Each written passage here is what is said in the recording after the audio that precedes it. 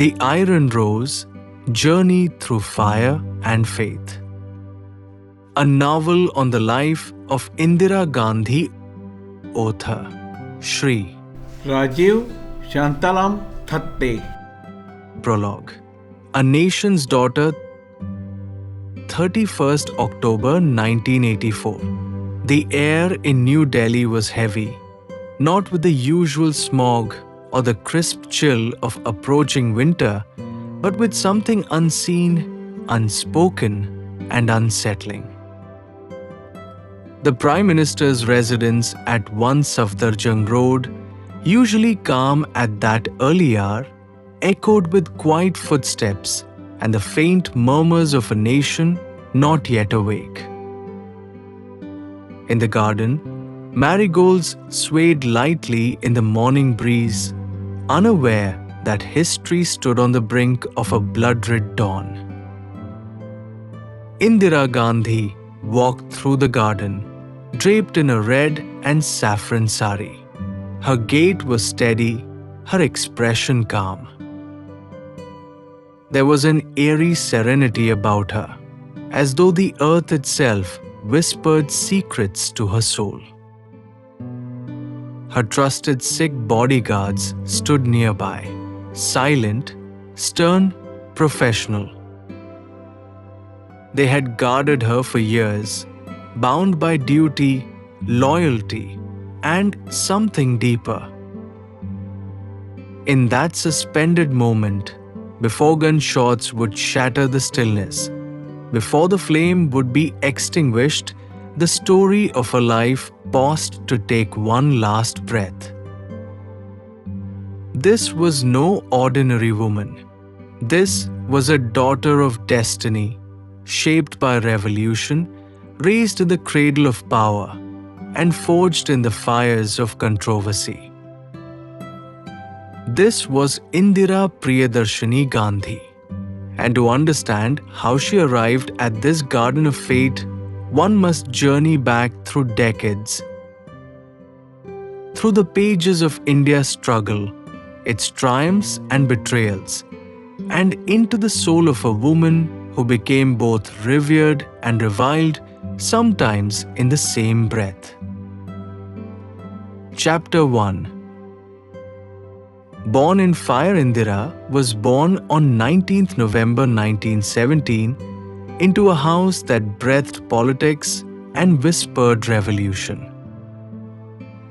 Anand Bhavan in Allahabad was more than a family residence. It was a crucible of India's fight for freedom. Her father, Jawaharlal Nehru, was already an emerging figure in the Indian National Congress, mentored by none other than Mahatma Gandhi. Her mother, Kamala Nehru, frail yet fiercely committed, wore tuberculosis like a shawl of suffering. From her earliest days, Indira was surrounded by patriots, poets, and philosophers. The air around her carried the scent of ink-stained manifestos and tear gas. As a child, she rarely saw her father. He was either in jail or away organizing protests. Letters from prison became her bedtime stories, filled with dreams of liberty, duty, and sacrifice. Her imagination danced with tales of Rani Lakshmibai and Joan of Arc. Even then, she seemed destined not for the ordinary. She was a quiet child, often brooding, but not timid. She organized a group of children into the Vanar Sena, the Monkey Brigade, a symbolic mimicry of Hanuman's army from the Ramayana. Tasked with small acts of defiance against the British Raj. If children had spies, Indira was their general. Her schooling was erratic, disrupted by her mother's illness and political turbulence. She was sent to study in Switzerland, then to Oxford. But even there, she remained tethered to the Indian struggle. She attended lectures, debated politics, and wrote passionate letters to her father, though they were often censored or delayed. In 1936, her mother died. Indira was just 18. Kamala's death marked her first intimate encounter with grief, a grief that would quietly build the emotional fortress around her. When she returned to India, the country was inching toward the promise of independence, and she toward a life that would challenge everything she had inherited. Yet, nothing in her upbringing, despite its grandeur, fully prepared her for the crossfires of emotion, ideology, and power that awaited. The little girl of Anand Bhavan had grown, but India's destiny, like hers, remained uncertain. In the shadow of two empires, one fading, the other unborn, a girl raised on ideals and ashes began her silent march toward becoming history herself. Chapter 2. The shadow of giants, the war for independence, was no longer a distant battle. It had taken up residence in every Indian heart. By the early 1940s, Indira was back in India and increasingly immersed in the undercurrents of political life. But in that vast ocean of freedom fighters, two towering figures dominated her world. Her father, Jawaharlal Nehru, and his spiritual mentor, Mahatma Gandhi. Living the shadow of such giants was both a privilege and a burden. Jawaharlal was the embodiment of modern India, rational, visionary, and deeply committed to secularism. Gandhi, in contrast, was the saintly father of the nation, a man of simplicity and moral absolutism, with whom power was often uncomfortable. For Indira, navigating between these two men was like learning to balance the sun and the moon in her hands. In 1942, the Quit India movement exploded across the nation. Gandhi called for the British to leave India, and the call reverberated like a thunderclap. Nehru was arrested along with the entire Congress leadership.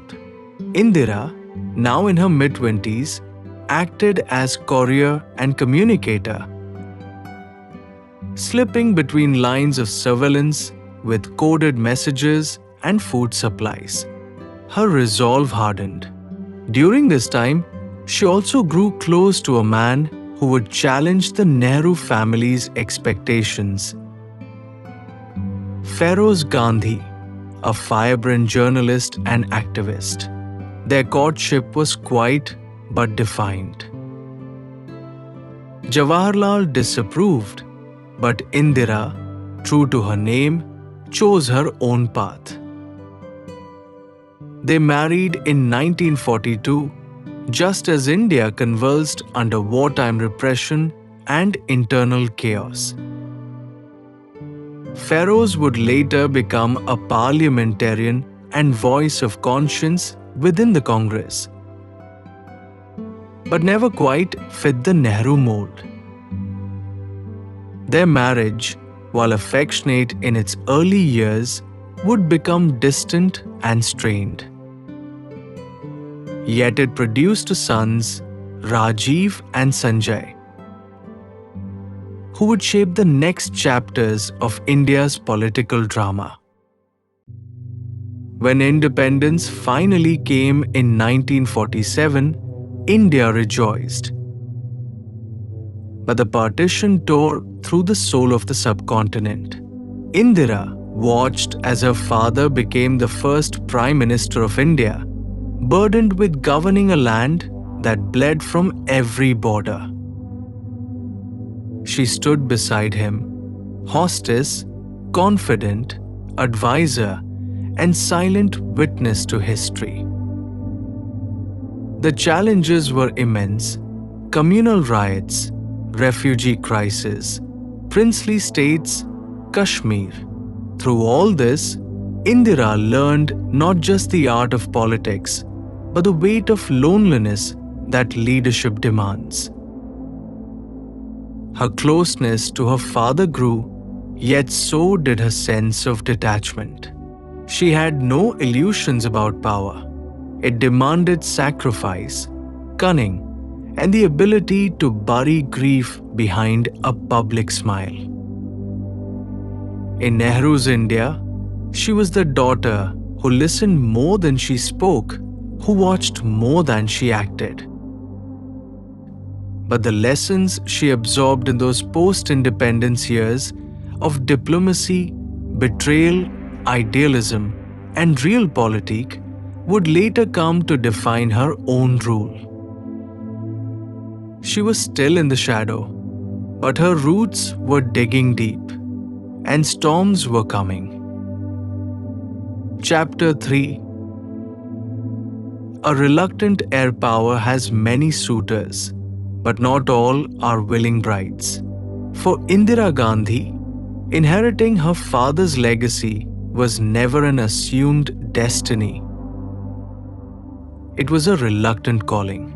By the 1950s, as Jawaharlal Nehru's India had matured into a functioning democracy, rich in ideals but poor in execution. The Congress Party, dominant yet factionalized, was run more by elders of the freedom movement than by visionaries for the future.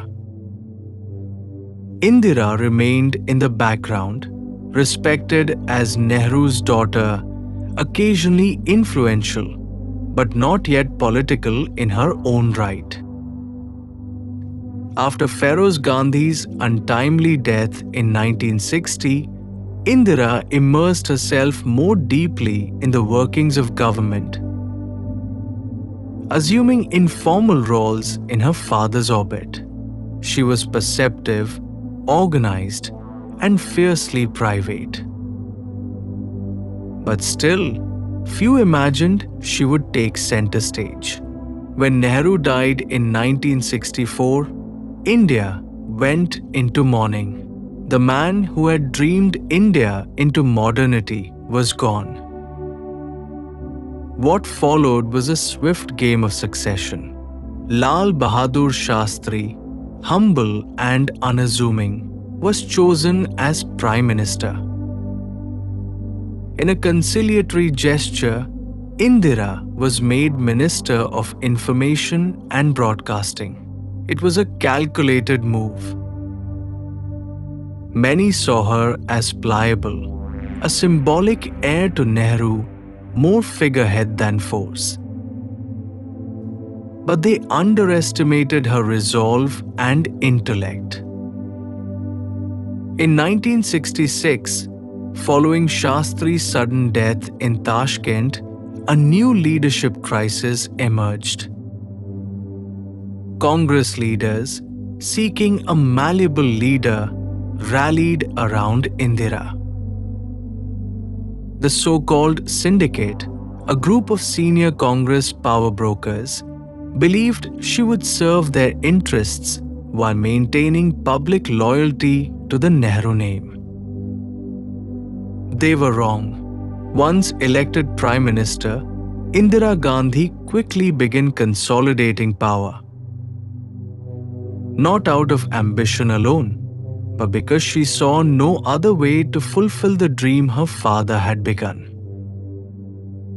Her policies grew bolder: devaluation of the rupee, Green Revolution initiatives, nationalization of banks.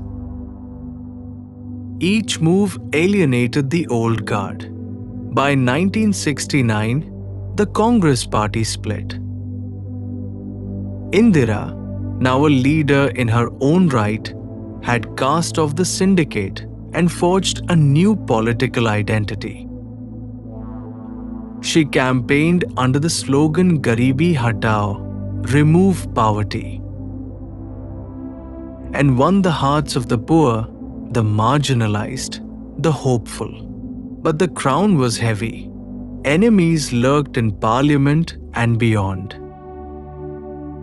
She trusted few. Even within her family, divisions simmered.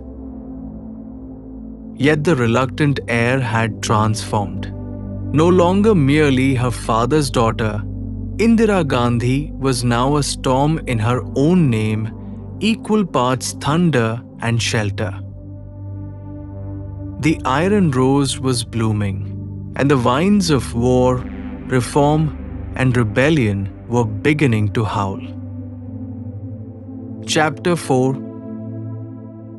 The Emergency. By 1975, Indira Gandhi stood as the most powerful woman in the world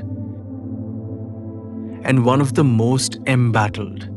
Her sweeping victory in the 1971 general elections, followed by India's decisive triumph in the Bangladesh Liberation War, had elevated her to near-mythic status. The press hailed her as Durga incarnate. But beneath the surface, cracks were widening in the economy, in public trust, and within the courts. The same boldness that had propelled her to victory also bred dissent. Her nationalization drives, propos rhetoric, and centralization of power alienated business elites, old Congress loyalists, and regional leaders. Inflation soared, unemployment rose, and public unrest intensified. The youth, especially students and job seekers, filled the streets with chants of frustration.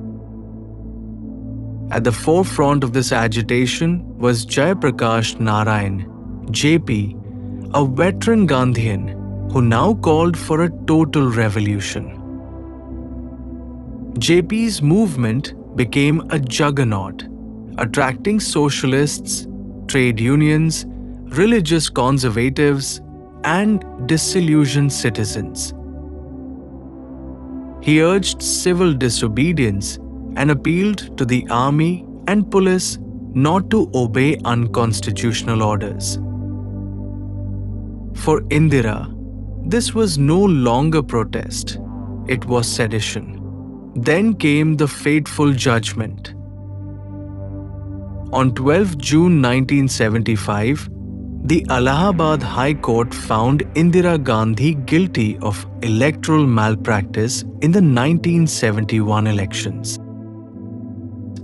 Though the violation was procedural, not personal corruption, it was enough to annul her election and bar her from public office for 6 years. The ruling sent political shockwaves through the nation. Indira saw herself cornered, resign, and let the opposition dismantle her legacy, or fight back with everything she had. She chose the latter. On the night of 25th June 1975, President Fakhruddin Ali Ahmad, under her advisement, signed a proclamation declaring a state of emergency under Article 352 of the Constitution, citing internal disturbance. Overnight, democracy was locked away. Civil liberties were suspended. Press censorship was imposed. Thousands of opposition leaders, including JP, were arrested. India awoke to find itself under silent siege. What followed was a paradox of progress and repression. The trains ran on time. Slums were cleared. Birth control was enforced, often brutally, under Sanjay Gandhi's watch. Bureaucracy functioned with newfound efficiency, and yet the price was liberty. Indira Gandhi claimed the emergency was necessary to restore order and protect democracy from anarchy. Her critics called it authoritarianism masquerading as discipline. The judiciary bent. Parliament became a rubber stamp. Fear slithered into every editorial, every drawing room, every whisper in the dark. Yet even within the storm, Indira remained enigmatic. She spent hours in solitude, consulted astrologers, wrote letters, listened to classical music. She was not giddy with power. She was possessed by a singular, iron will to protect the India she believed only she could save. For 19 months, India lived under the shadow of emergency. It was a time of sterilization camps, midnight knocks, and sullen silence. But it was also a time of ruthless resolve and airy efficiency. The iron rose had shown her thorns. In January 1977, against all expectations, Indira lifted the emergency and called for elections. Her advisors were stunned, but she wanted vindication from the people, or at least to confront her reckoning on her own terms. The people responded not with reverence, but with rejection. In March, the Congress was defeated. Indira Gandhi lost her own seat. The Janata Party, a patchwork of her former critics and sworn enemies, came to power. For the first time in 3 decades, India was ruled by someone outside the Nehru-Gandhi dynasty. The iron rose had been cut down, but roots, once deep, do not die easily. Chapter 5. The Return March 1977. The verdict of the Indian people was unambiguous. After 19 months under the emergency, Indira Gandhi's Congress party suffered a historic defeat. For the first time since independence, India was ruled by a non-Congress government, a motley coalition of opposition forces united only by their hatred of Indira. The Janata Party, led by Morarji Desai, promised to restore democracy, end authoritarianism, and heal the wounds of the emergency. For Indira, it was not merely a political loss, it was personal repudiation, a fall from Olympus. She lost her own seat in Raebareli. Sanjay Gandhi, once the shadow prince, vanished from the corridors of power. The iron rose had been trampled, but not uprooted. Indira spent the initial months after the defeat in near silence, shuttling between her modest New Delhi home and the hill town of Chikmagalur.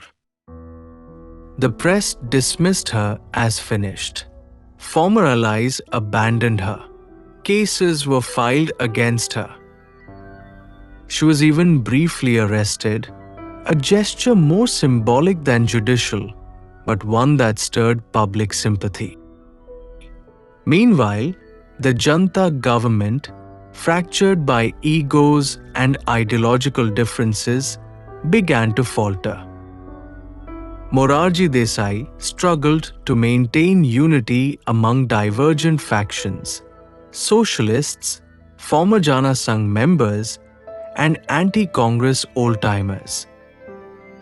Infighting became the new normal. Economic policies stalled, promises faded, and through it all, Indira waited. She toured villages, spoke softly to the poor, listened more than she preached. To her critics, it was political opportunism. To her supporters, especially the women and rural poor, it was penance. Somewhere between those perceptions lay a deeper truth. She had tasted power and defeat, and now sought resurrection not by force, but by patience. By 1978, she broke from the Congress I for Indira, forming her own faction. Many scoffed, but the crowds returned. In every dusty town and temple courtyard, people came to hear her speak. She no longer sounded imperial. She sounded weathered, wounded, and strangely relatable. Then came 1979. The Janta government collapsed under its own contradictions. Indira watched as former freedom fighters bickered like novices. The country, yearning for stability, looked back toward the Iron Rose. In January 1980, elections were held again. Indira Gandhi and her Congress, I, swept back to power. Sanjay Gandhi won a seat in parliament and returned to the inner circle. The prodigal matriarch had returned, not with fire and fury, but with a quiet, simmering intensity. But the India she reclaimed was no longer the one she had ruled in 1975. The wounds of emergency still ached. The political landscape had changed. Communal tensions, caste unrest, and separatist movements were rising. Still, in that moment of comeback, Indira stood taller than ever, bruised but unbroken. Cast out but called back. She was no longer merely a leader. She had become a myth. A myth reborn from the ashes of her own making. Chapter 6. The lioness and the cub power, once seized, demands its own heirs. And in Indira Gandhi's court, that heir was not chosen by the constitution nor by parliament, but by the pulse of blood and the instinct of legacy. The year was 1980. Indira had returned to power after the disintegration of the Janta experiment. But this was not the same Indira who had swept to power in 1966. Time had worn down the edges of idealism. The emergency had reshaped her understanding of control, and now her focus began to shift, not just to governance, but to succession. Enter Sanjay Gandhi. The younger son, fiery and brash, had no interest in academics or diplomacy. While Rajeev, the elder, was flying planes for Indian Airlines, Sanjay was already maneuvering through the corridors of power. Clutching his mother's confidence and India's fate in equal measure. He had been the shadow prince during the emergency, wielding influence without office. His ambition was unrestrained, his methods controversial, his support both fierce and fearful. To the public, Sanjay was an enigma, at once a symbol of youthful energy and unchecked authoritarianism. He had led slum demolitions in Delhi, championed forced sterilizations, and moved with a certainty that unnerved seasoned politicians. Yet to Indira, he was a son reborn from loss, and a political force she both nurtured and shielded. Despite warnings from allies, she gave Sanjay increasing control over the youth wing of the Congress, the bureaucracy, even candidate selection. Ministers answered to him. Officers trembled at his calls. A parallel power structure emerged, unofficial but undeniable. And then came 23rd June 1980. The morning was clear. Sanjay, an avid aviator, took off in a new aircraft for a routine stunt flight near Safdarjung Airport. Minutes later, the plane nosedived into the earth. Sanjay Gandhi, just 33, was dead. The impact was not just physical, it ripped through the soul of Indira Gandhi. For hours, she refused to believe it. She visited the crash site, her face impassive, her hands cold. She identified the body with a silence that spoke more than any wail. Then she walked back into her home and into history once more changed. India mourned, Congress panicked. The lioness had lost her cub, but grief for Indira was not an end, it was transmutation. From the ashes of Sanjay's pyre, another heir was pulled into the fold. Rajeev Gandhi, gentle, reluctant, and apolitical, was summoned. With the same firmness she had once resisted her father's nudging, Indira now nudged Rajeev into politics. The nation watched with sympathy and suspicion. Was he ready? Did he even want this? But destiny had no patience for hesitation. In the months that followed, Rajeev began accompanying his mother on tours, meetings, and foreign visits. Where Sanjay had been fire, Rajeev was water, calm, understated, diplomatic. The contrast was stark.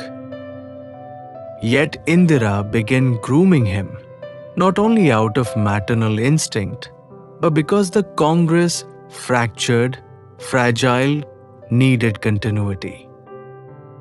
By 1982, Rajeev was a member of parliament. By 1983, he was her political shadow.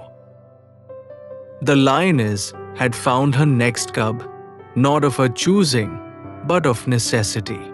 And this time, she would ensure he was protected, trained, and prepared. But the world around her was no longer simply a family drama. In Punjab, Sikh militancy was rising. In Assam, unrest brewed. In Kashmir, whispers of rebellion stirred. The nation she had once shaped was now cracking along its many fault lines. And Indira Gandhi, though still formidable, was now a woman surrounded by ghosts of the past, enemies of the state, and the looming shadow of fate. Chapter 7. The fire within Punjab by the early 1980s India was a patchwork quilt fraying at its edges. While Indira Gandhi had returned to power with renewed authority, the nation she governed was restless. None more so than Punjab, a state torn between cultural pride, political betrayal, and a rising wave of militancy. Punjab, with its proud Sikh heritage, had long felt sidelined in the grand narrative of Indian nationalism. The Green Revolution, which had once made Punjab India's breadbasket, had also bred disparities between urban and rural, landowners and laborers, Hindus and Sikhs. Beneath the prosperity, resentment simmered. In this volatile soil, a firebrand preacher began to rise. Jarnal Singh Bhindaramwale was not a conventional politician. He was charismatic, devout, and uncompromising. Preaching from the Golden Temple complex in Amritsar, he attracted disillusioned youth with fiery rhetoric about Sikh identity, injustice, and autonomy. While not initially secessionist, his movement soon blended faith with militancy. Guns followed sermons, bombs shadowed processions, and demands grew louder for Khalistan, a separate Sikh homeland. Indira Gandhi watched warily. She had seen insurgencies before, but this was different. Punjab was not on a distant border. It was the cultural heartland of India's Sikh population, many of whom had loyally served the army, government, and even her personal security. The threat was both political and personal. In 1982, Bhindaramwale and his armed followers took refuge in the Akal Takht, a sacred building within the Golden Temple complex. From there, they fortified themselves, turning the holy site into a militarist zone. Amritsar, once a symbol of spiritual serenity, became the epicenter of fear. For 2 years, negotiations failed. Political missteps, local corruption, and rising extremism fed the fire. Assassinations, bombings, and communal riots became routine. Punjab teetered on the brink. By June 1984, Indira Gandhi made her fateful decision. Operation Blue Star. The army was ordered to flush out militants from the Golden Temple. It was an unprecedented move, sending tanks and commandos into the most sacred Sikh shrine. The operation succeeded militarily. Bhindaramwale was killed. Weapons were seized. The temple was reclaimed. But the price was enormous. The Akal Takht lay in ruins. Hundreds, perhaps thousands, were dead. Photographs of bullet-ridden walls and blood-soaked sanctuaries circulated worldwide. The Sikh community in India and abroad was shattered. What was intended as a strike against terror became, for many, an unforgivable sacrilege. Indira Gandhi, unyielding in public, bore the weight in private. She knew the storm she had unleashed. Her Sikh bodyguards had requested transfers, citing a conflict of conscience. She had refused. "I am not afraid," she told her aides. "If I die today, every drop of my blood will invigorate this nation." And yet, she had made enemies not just of extremists, but of history itself. The fire in Punjab was not extinguished. It had simply changed form, more dangerous, more personal, and it was closing in on her doorstep. Chapter 8. The final morning, 31st October 1984, dawned with an unsettling calm. The sun rose as it always did, casting its first golden rays over the sprawling capital of India, New Delhi. The streets were quiet, the city still half asleep in the early morning hedge. But the air felt different that day, as if the world itself had paused to hold its breath. And in the Prime Minister's residence at 1 Safdarjung Road, something hung heavy in the air, a sense of fate drawing near, thick and undeniable. Indira Gandhi was already awake. It was an early hour, yet she had been stirring long before dawn, as was her custom. The demands of leadership were relentless, and she had long grown accustomed to the weight of responsibility. She had faced insurrection, wars, political upheavals, and betrayal. Yet in her gaze, there was always a quiet confidence, one that seemed unshakable. This morning, however, that confidence faltered, though no one would have noticed. She dressed carefully, choosing a red and saffron sari, colors symbolic of both power and sacrifice. It was a quiet, deliberate choice. As she looked into the mirror, she adjusted her hair, her face a study of resolve. There was no premonition in her thoughts, no fear, only the calm composure of a woman who had been through fire and emerged stronger each time. At the breakfast table, she sat across from her son, Rajeev Gandhi, who had been visiting. They spoke in soft tones, as if the day's weight had not yet fully descended.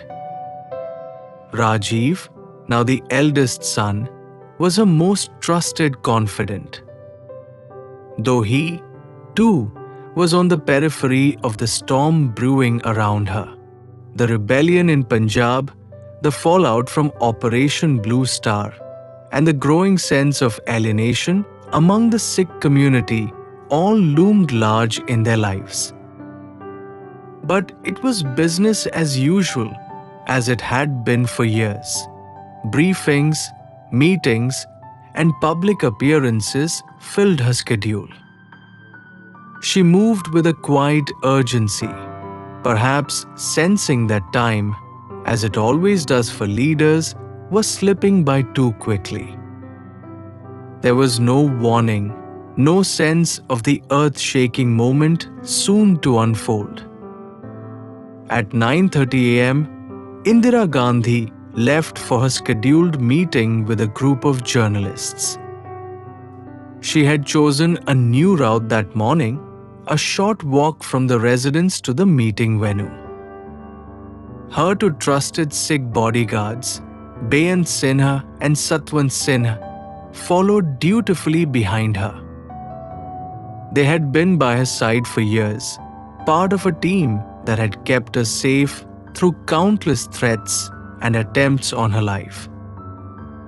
The moment was deceptively ordinary, yet it was charged with a strange inevitability.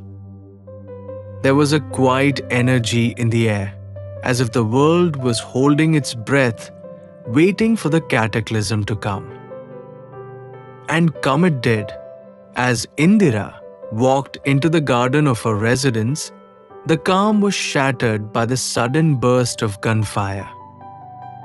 In a split second, the world she had built, her carefully crafted world of power, resilience, and unshakable authority, collapsed. Beyant Sinha, her trusted bodyguard, stepped forward. He raised his gun, his face calm but resolute. In one swift motion, he fired twice. The bullets hit their mark, striking Indira Gandhi at point-blank range. She crumpled to the ground, the world spinning into chaos. Satwant Sinha, his accomplice, fired again 2 more shots. The full horror of the assassination unfolded in the garden. On the steps leading to the Prime Minister's residence, blood stained the stones, the silence of that early morning broken forever. Indira Gandhi's bodyguards had killed her. But why? What had led to this moment of betrayal, to the act that would forever alter the course of India's history? The nation stood frozen. News reports broke across the airwaves. The country watched in horror as the details of the assassination began to unfold. Indira Gandhi, the Iron Rose, the Prime Minister who had carried the weight of India's struggles on her shoulders, was dead. As the news spread, the streets of New Delhi erupted in chaos. A country that had long been held together by Indira's unyielding will now seemed to tremble at its very core. Sikhs across the nation, already feeling the reverberations of the operation in Punjab, found themselves trapped between fury and fear. It was a moment of unthinkable sorrow and violence. In the days that followed, the nation would erupt into flames of violence and retribution. Sikh homes were burned, families were targeted in vengeance, and chaos reigned. Yet, through the pain, there was something deeper. The understanding that a legacy, both cherished and contested, had been brutally severed. In the final moments of her life, Indira Gandhi had fulfilled her role as the embodiment of India's power. But it was also a life that had been forged in contradictions, torn between duty and sacrifice. She had been a leader who made decisions with unwavering conviction, but the choices she made were never without consequences. The fire she had kindled in Punjab had burned her, and it was now consuming the nation she had shaped. Indira Gandhi's assassination was not just the loss of a leader, it was the loss of a symbol, a vision of what India had come to represent. Yet, even in death, her name would echo through the corridors of time. The Iron Rose had fallen, but her legacy would remain indelible, written into the very fabric of India's history. And as the nation mourned, the shadow of her vision continued to stretch far beyond her final breath. Epilogue. The aftermath. The years following Indira Gandhi's death were marked by a deep and complicated mourning. Her son, Rajeev Gandhi, was thrust into the storm of politics, inheriting the mantle of leadership that he had not sought nor fully understood. The wounds she had left behind, both political and emotional, would take decades to heal. The scars of Operation Blue Star, the bitterness of the Sikh community, the internal strife of Congress, and the profound sense of loss that the nation felt, each would shape the future of India in ways Indira could never have imagined. In time, India moved forward. New leaders emerged, but Indira's presence remained in the hearts of millions. She was remembered as the woman who shaped the future of modern India, who stood firm against forces both internal and external, and who, in the end, gave a life for a nation that would always remember her as the Iron Rose. Her death had been an end, but it was also a beginning. The fire of her life, of her leadership, continued to burn.